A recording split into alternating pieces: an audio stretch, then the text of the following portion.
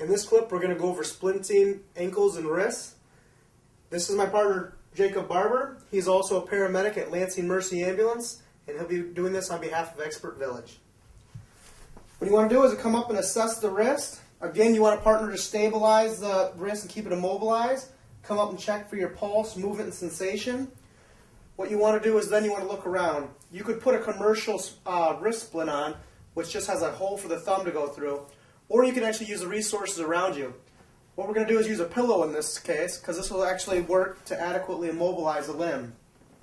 Slide it in place, and what you want to do now is just bend the pillow around the person's wrist. Now, sometimes this causes a little bit of pain, but the tighter that you have it, it'll actually feel better for the patient overall.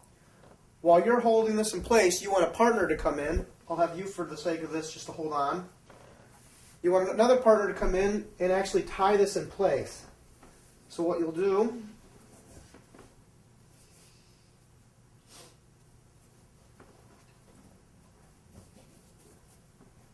and then you want to make sure that you get it in a nice tight position, because the less movement is going to feel better for the patient.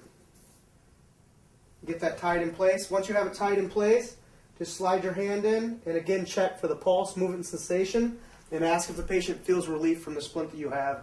They can then hold that arm in a position of comfort, and if you want, even sling it and tie it closer to their body, just so it doesn't move around. This same splint that we use here on the wrist works perfect for the ankle also. The pillow can only really be used for those type of fractures because it's not large enough to cover any other type.